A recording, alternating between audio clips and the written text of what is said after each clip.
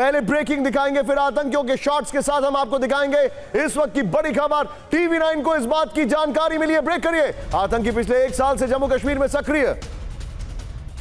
मई 2024 में पुंछ में सेना के काफिले पर भी किया था हमला।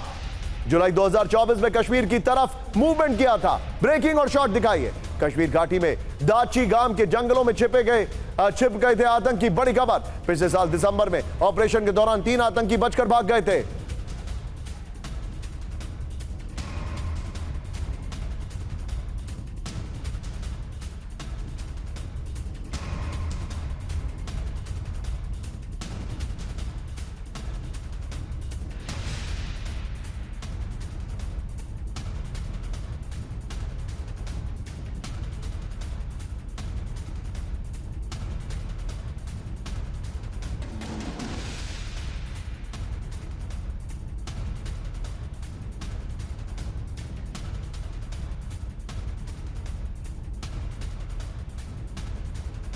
ये बड़ी खबर मैं दिखा रहा हूं सुमित, 1 साल से एक्टिव थे ये।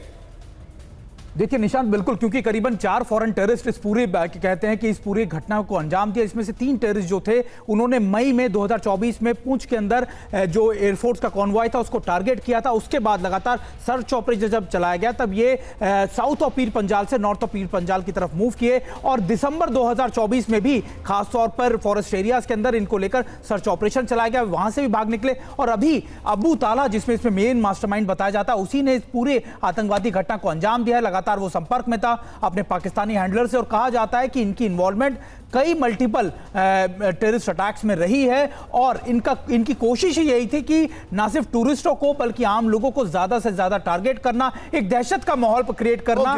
और मैं सीधे चलूंगा यहां पर सम टफ क्वेश्चंस जो कि हमारे गेस्ट से मैं पूछूंगा। आपके पास तो इंफॉर्मेशन है, गेस्ट के पास एनालिसिस है। मैं सिन्हा सर के पास आऊंगा। सिन्हा सर, मुझे एक बात बताइए, 7 अक्टूबर की घटना इजराइल में क्यों हुई? सिन्हा सर को इसी शॉट, ब्रेकिंग और शॉट के साथ दिखाइए और आतंकियों की स्टिल्स दिखाइए। क्योंकि एक तरीके से नेतन्याहू कंप्लेसेंट हो गए थे कि हमास कुछ करेगा नहीं। अगर 1 साल से वो एक्टिव थे, सेंट्रल इंटेलिजेंस यूनिट क्या कर रहा था, लोकल इंटेलिजेंस यूनिट कार्गो क्या कर रहा था, क्या सर ये बहुत बड़ा फेलियर नहीं है?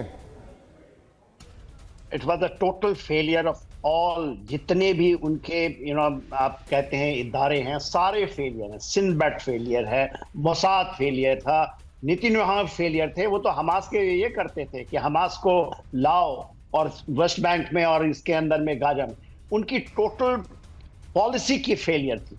और ये फेलियर उस समय होता है जब आप कंप्लेसेंट हो जाते हैं, आप सोचते हैं कि आप। सर मैं भारत की बात कर रहा हूं, वो एग्जाम्पल मैंने साइड किया था। Your take on it. जी देखिए, सेम भारत के अंदर में जो आर्टिकल 370 और 35A के बाद इलेक्शन कराना और इलेक्शन इतनी जल्दी करा करके सौंपना उन्हीं लोगों को, ओवरग्राउंड वर्कों को आपने बख्श दिया। 12,000 ओवरग्राउंड वर्क की लिस्ट बनी थी, उसको घटा के 9,000 किया था। वो सारे सबसे बड़े कल्पिट नहीं, लेकिन सर बड़ी बात तो सर, सिन्हा सर एक minute, there is a difference sir.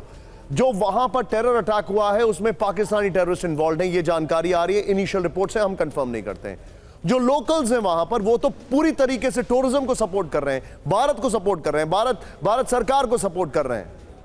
मैं सबको नहीं कह रहा हूं। अब देखिए Nishant ji, please understand. Okay sir. No one, कोई ऐसा नहीं है, कोई फैंटम नहीं है कि आकर इनको जब तक लोकल सपोर्ट नहीं है कुछ नहीं हो सकता। You are quite right. 40 साल का तजुर्बा है हमारे ऊपर और मैं इंस्ट्रक्टर रहा हूं कमांडो विंग्स में, यही करते रहे हैं। No, I completely understand. I second your thought sir. Local support के बगैर हो नहीं सकता। I second your thought Sinha sir. I second your thought. Ground workers are the main task. You are right sir. लेकिन इस सब के बीच में sir, you are absolutely right.